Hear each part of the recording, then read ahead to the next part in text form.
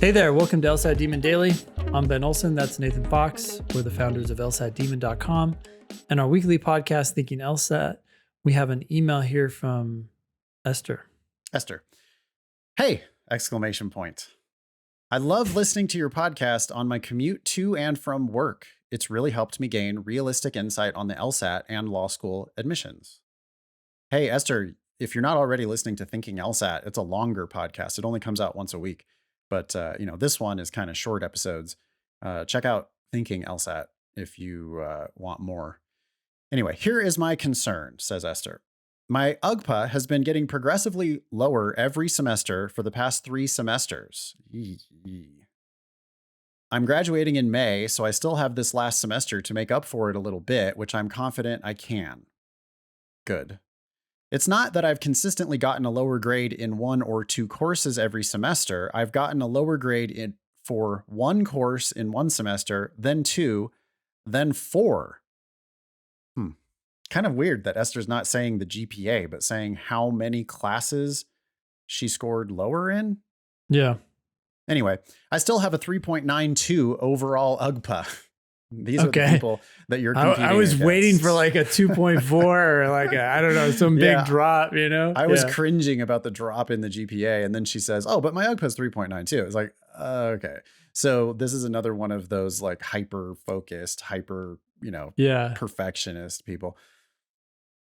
In all honesty, it's been getting lower due to burnout and studying for the LSAT. Ooh. GPA first, Esther. Law school is for people who are good at school.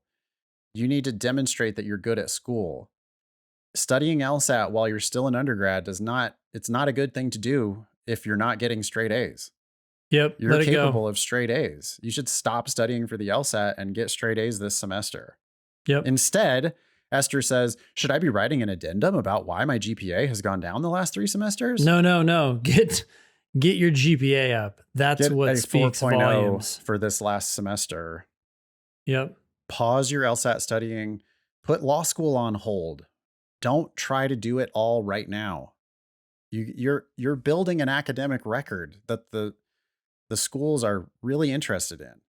And you putting bad grades on your record semester after semester after semester was really bad. You just shouldn't have been studying LSAT at the same time if it was going to hurt your grades. If it's not going to hurt your grades, then by all means, study with us. But if it's hurting your grades, then you should not be doing that. Esther continues, should I be writing an addendum? Yeah, no. I don't know if law schools will look at my GPA trend, even though I have a fairly high GPA. If they were to have reservations regarding my GPA, how should I approach this on my GPA addendum? Should I even address it? Best, Esther. Esther, I was just looking at the 509. We were recording a different episode. We were looking at the 509 for Northwestern. If you look at these really good schools, Northwestern has a median GPA of 3.89. Yep. So over the past 3 semesters, you have been creeping down toward that median GPA of 3.89. If it falls below 3.89, a school like Northwestern is going to look at you and go, hey, this is someone who's going to lower our median GPA. That's bad for our ranking. We don't want that. If you're applying to a school, we'll go up a little higher. Chicago, since we're talking about Chicago. Chicago has a 50th percentile of 3.91.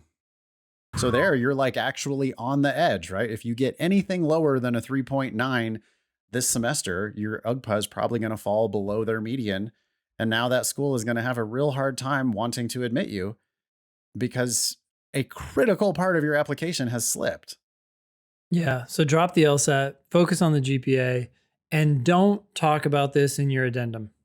No. All you're doing is bringing highlight or a highlighter to this negative part of your application. The best part of your application is your overall GPA, so just leave it alone. But for this semester, please do everything you can to keep it or even bring it up. They don't want to hear about your burnout. They don't want to hear about you choosing the LSAT over school. What you need to do is choose school over the LSAT right now. Come back to us later when you're done. It'll only be right now. Shit, you're going to hear this. It's like you have like a month left of school. Hey, But hey, kill it on the finals. Do whatever you can. kill it on the finals and then kill it on the LSAT, no matter how long that takes. Don't apply with a mediocre LSAT here. Apply with a great LSAT. Take all the time you need. Don't force yourself. This just really feels like somebody Esther didn't say this, but we hear it a lot. Well, it's my last semester and I'm already going to have to take a gap year and I don't want to have to take 2 gap years. So that's why I had to study for the LSAT at the same time.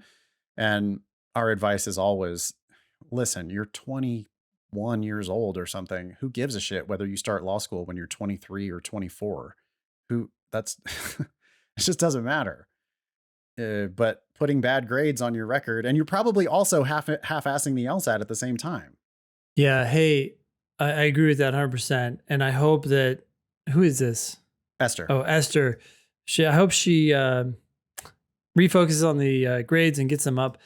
Given how competitive she can be, right? She has a GPA that could get her into Yale. I mean, I'm looking at Yale's 509 report. The 50th percentile for the GPA is a 3.94. Of course, that could go up this year, but it's not going to go up a lot. If it does go up, it could even go down. But the point is Esther, you're right there. Does it make sense for Esther it's going to cost money, but go for one more semester? Summer's usually cheaper.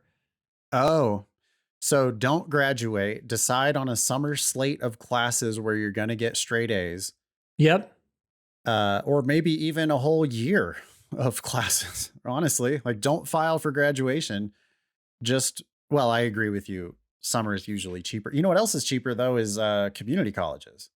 Yeah, and you can get those credits to transfer as long as you check with your admissions office or whatever office. But look at opportunities to bring this up to a 3.95 or a 3.96. We also need to know what's going to happen when you put it through the credential assembly service.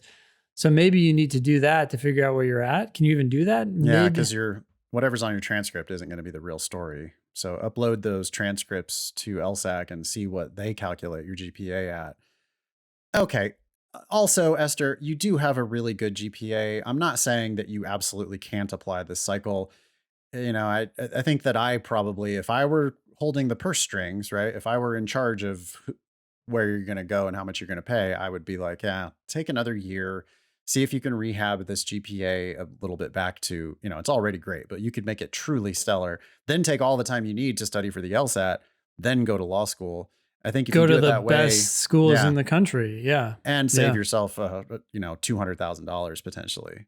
Yeah. But there's other people doing things in different ways too, right? Maybe Esther is just like, no, I know exactly where I'm going to go to law school and my grades are, but that doesn't seem like what she's saying though. Cause she is saying law schools, multiple might be looking at your GPA trend. I don't think, as long as your GPA is above their median, I can't see them giving a shit about your trend. Yes, I agree. So my suggestion is only to bring up the overall GPA to go above the median of the best schools in the world, so that those options aren't closed out to you, because you seem like someone who might be able to get that. We don't have any idea what your LSAT scores are, but I'm guessing given your GPA, you're doing decently well. Yeah. All right, Esther, write us back if you want to get some clarification on any of that. Everybody can email daily@lsatdemon.com. You can ask us questions. You can share LSAT or law school admissions news.